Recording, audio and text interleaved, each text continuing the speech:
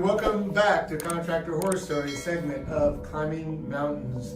This is the Tito series, I had deemed the Tito series. He's already had two before this. The guys are from hell, and you may have known him from Wicked Witch of the South. Thank you for inviting me. This time, actually, we went to this job and so we're parking the truck and this man is already outside, like really old man, just wait. Well, not really old man, but he looks very grumpy, very like maybe he's in his early 60s. And as we arrive, we say hi, how you doing, and whatnot. He's actually telling us the problem, and we were trying to fix is it was a leak under his sink, and then one of his shut off underneath it for the lavatory bathroom on the cold side has been leaking. So as we go in and I'm trying to get into the house, very nice wife. He had a real nice wife, and she greeted us way differently than he greeted us. So when we walk to the bathroom and we take a look underneath it, and it's leaking. So we explained that very specific that we had to remove the shut off. Once we removed the shut off, but because it was a compression shut off, it has been tied into the copper, which it has a ring that smashes the copper. Sometimes you can remove it, sometimes you don't, and most of the time damage the copper, really old pipe. We told him exactly step by step what we were gonna do. So he started asking us all the questions, what kind of copper we're gonna be using. He got really technical, so if you don't know plumbing, really, and the type of copper you're using, you were gonna have to learn with this guy. We went outside. By the time he agrees to the job, he signs. What I noticed that I opened the back of my truck and I'm looking, and when I turn around after I'm looking parts, he's just dead straight, standing like that. Not a smile, not a nothing, just giving us that eye. And when he replied, "Can I inspect the parts that you're about to use in my house?" I'm like, what? I don't know your quality control here, but yeah, I guess. I've never been asked to somebody supervise the parts that I'm using, but I'm telling you, it's a one time for everything.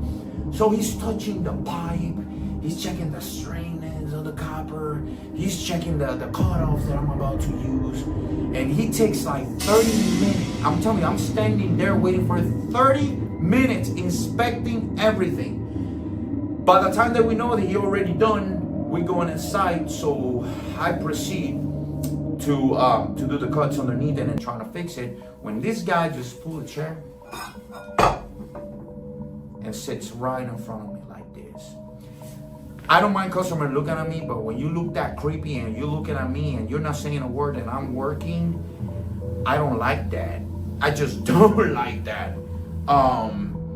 The job is performed, I'm cutting, you see me that I'm cutting the copper, then I'm putting everything, I'm fixing the job. Finally I get it done and he gets up of his chair. I told him I'm done. Hopefully like after an hour. He gets everything, he starts touching. He gets out and he said, "I'm not paying for this." I said, "Excuse me? What do you mean you're not paying for this? We didn't agree on what you were about to do." And I said, "Sir, I explained you step by step. You didn't even have copper." Then he said, "Well, I didn't tell you to solder anything." I said, "How do you want me to solder nothing if you don't have copper?" They shut the pipe on the wall. You had to cut that. I had to extend the copper. This is a real old house. There's nothing else that we could do. What else did you want me to do? This man literally got up and told me, "I am paying. You need to get up and get out of my house." This is when Tito, possibly customer service experience went from 10 to a 0. Let me specify, around that time, I did not have my own company. So unfortunately, I'm gonna say it like that, shame on me, I learned a lot. But I let them have it, and the words that came out of my mouth was like, whatever I was saying, I'm not gonna repeat it here. So I pretty much lost it. I lost my cool. We ended up in a real bad argument, a real conversation, and one of the things I did told him, and I said, if I wouldn't have this uniform and we would be in the sidewalk, would you talk to me like that?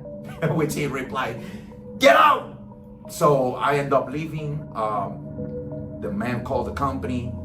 They gave me pretty much a Jesus talk. They took me to the office and they told me, hey, you can't be talking to the customers like that. And I'll be like explaining the problem. And they did agree with me, but they didn't agree with the fact that I took the wrong approach to it. So that's how you grow as a business person, and you gotta be careful. Like, you're inside somebody's house and they can say you told whatever or you did whatever, and that's not cool. So be careful when you do these things. Don't disrespect the customer. I learned that, and that was a long time ago. And all you do is just walk away, make them sign. If you gonna perform jobs like that, what you need to do is have your invoice signed. Don't perform the job and get lazy and then collect a signature. You gotta have a signature that binds them to what you're doing from the beginning. Take your time, don't be lazy. Write the problem, make them sign. That states right there that he agreed to the job, okay? With the pricing next to it. At the end of the job, you make him sign and you collect. If you don't make him sign and he don't want to sign, call the police, because that's called theft of services, okay? So deal this stuff legally, do it smart. Don't pull a Tito. Tito's Puerto Rican, hard-headed, and at that time I had to learn. It's not gonna take me nowhere in business, so I'll learn a lot. So be careful with those kind of things, and you learn through hard experiences. And I'm thankful for all that experiences. And right now I was really pissed off at that time, but now it's something to laugh and something to share with all of you that are looking at it. I'm pretty sure you all got some horrible stories, and we would love to hear them too. Just put in the comments whatever comments, little horror stories that you have, where you identify with any of my stories or any of the colleagues that come to the show. But it's gonna teach you a lot, and trust me, it's not fun when it's happening, but it's fun now. So I did laugh at it. So thank you for having me here one more time, and I want to thank Climbing Mountains and all the production and all the people, the beautiful work that you do. Just click and follow them, and we want to thank you for the support they give to all local business owners, and we want to support them as well. They're fantastic, and they help us in our business greatly and tremendously. So we love them. Thank you, Onset. Thank you all your team, and thank you for having me here. Horror stories, more to come soon near you. Perfect, man.